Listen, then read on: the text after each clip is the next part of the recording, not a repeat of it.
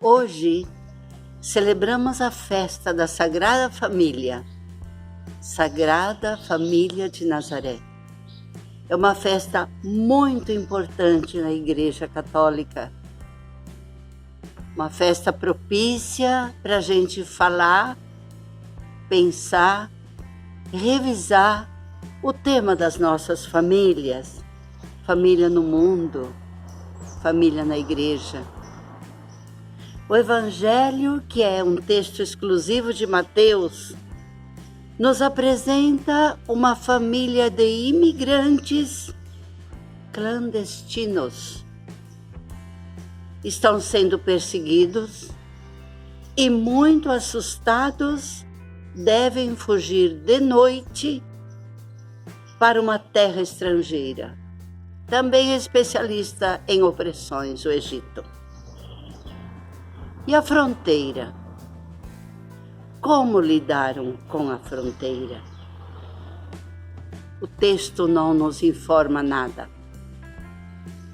Essa família fugitiva poderá ser considerada protetora de todas as sagradas famílias que hoje, numerosíssimas, estão tentando buscar um lugar seguro, um espaço nessa terra nossa, que deveria ser de todos.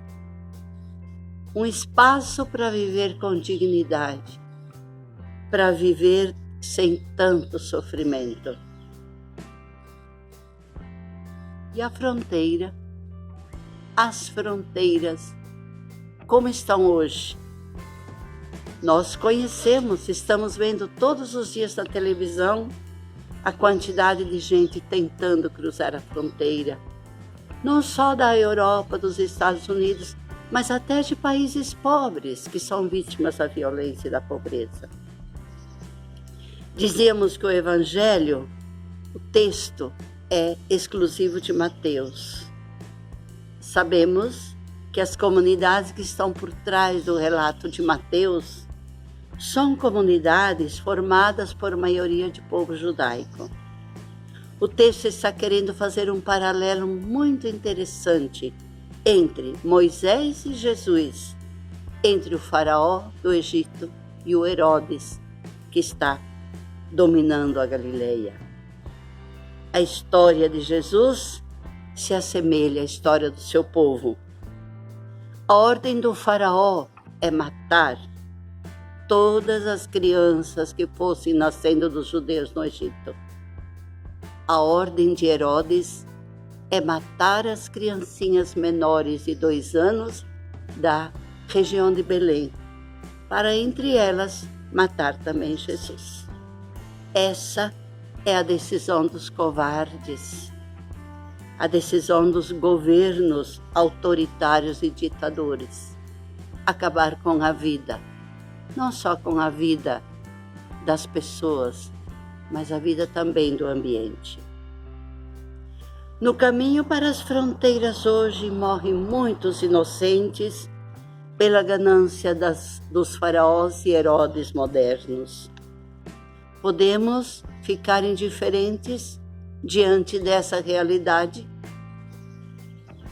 Acredito que, como cristãos, o maior mal da humanidade hoje é justamente a indiferença. E nós gostaríamos, e eu sugiro, que a gente converse sobre a imigração, sobre os refugiados, converse em família, com os vizinhos, nas comunidades cristãs. A partir do relato de Mateus, somos convidados a examinar a nossa postura. Mas o texto de Mateus termina com uma coisa muito importante. Diz que eles voltaram para a terra de Israel, quando o ditador Herodes havia morrido. Mas quem sucedia o rei na Judeia, governando a Judeia? Arquelau, filho de Herodes, muito mais cruel que o pai. Então a Sagrada Família discerniu a luz de Deus. O sonho de José é um discernimento na noite.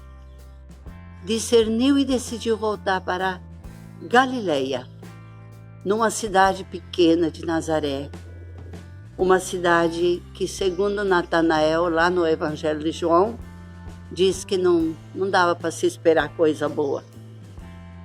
E lá em Nazaré, Jesus, Maria e José viveram uma experiência de família pobre, mas família harmoniosa e feliz. Lá Jesus, o Filho de Deus, viveu na sua infância igualzinho que os seus coleguinhas, da mesma idade. Jesus aprendeu com eles a história do seu povo, a lei de Moisés, os salmos, os ritos e orações da religião judaica. Ele admirava as paisagens luminosas da sua terra, os pássaros do céu e os lírios do campo.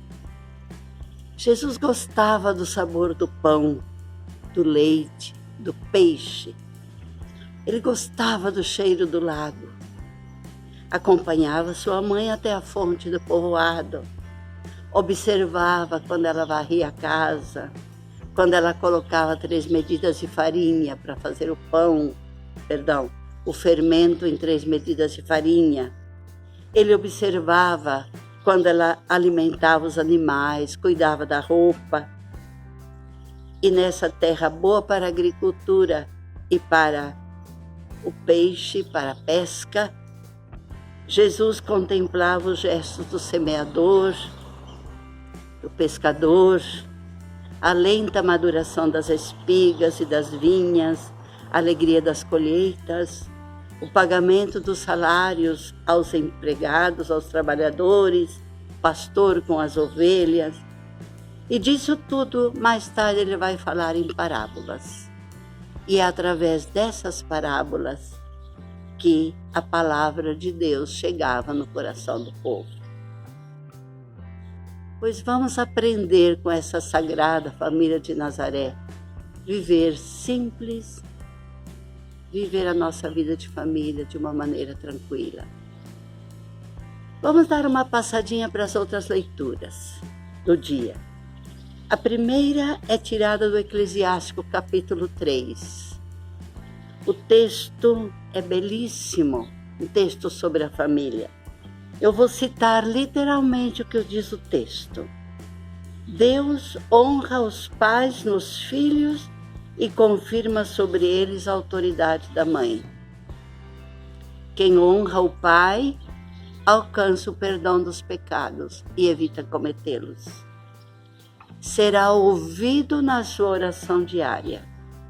É quem, como junta tesouros, terá alegria com os próprios filhos, terá vida longa, no dia que orar será atendido. E quem obedece ao pai, diz o texto, será o consolo da mãe. Logo o texto diz para amparar os pais na velhice, não causar-lhes desgostos, ser compreensivos com eles, mesmo que estejam perdendo a lucidez, não humilhá-los.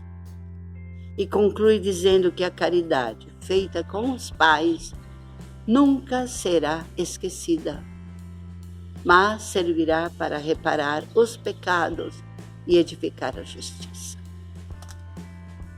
A ponte que liga a primeira leitura com a segunda é o Salmo 127, que é um elogio à pessoa que teme o Senhor e ganha o sustento com o trabalho das próprias mãos, que não vive da corrupção. O Salmo apresenta a mulher como videira fecunda na casa e os filhos como rebentos de oliveira ao redor da mesa. Tudo isso expressa uma cultura, a cultura daquele tempo. Provavelmente, quando o salmista está falando de quem ganha o sustento, está falando do pai.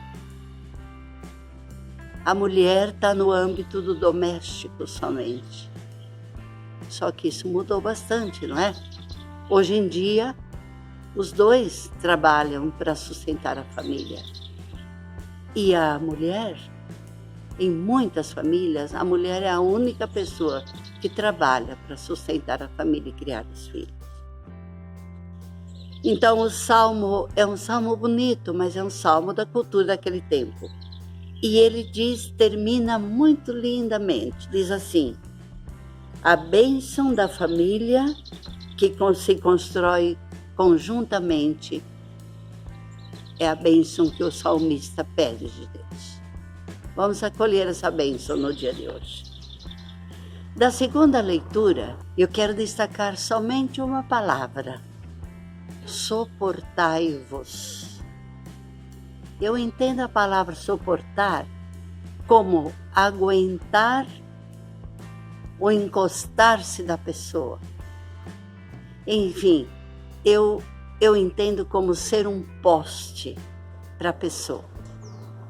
Apoiar-se na pessoa, apoiar-se, sentir segurança na hora que eu me apoio. É uma leitura dirigida aos pais, dirigida ao marido para a mulher para o marido, dirigida aos filhos. Imagina, se além de eu ter um ponto de apoio seguro, eu recebo luz e energia, como a gente tem num poste, aí está tudo feito. É uma leitura bonita, é uma leitura que nos orienta, ela fala das mensagens, das virtudes da família. Então eu aconselho que hoje a gente não fique somente com a leitura que a gente escutou lá na celebração, que a gente leia, se possível em família, alguma das 3 leituras que nós temos no Evangelho de hoje. Se nós fizermos isso, estou certa de que a nossa família irá um pouquinho melhor, pelo menos essa semana.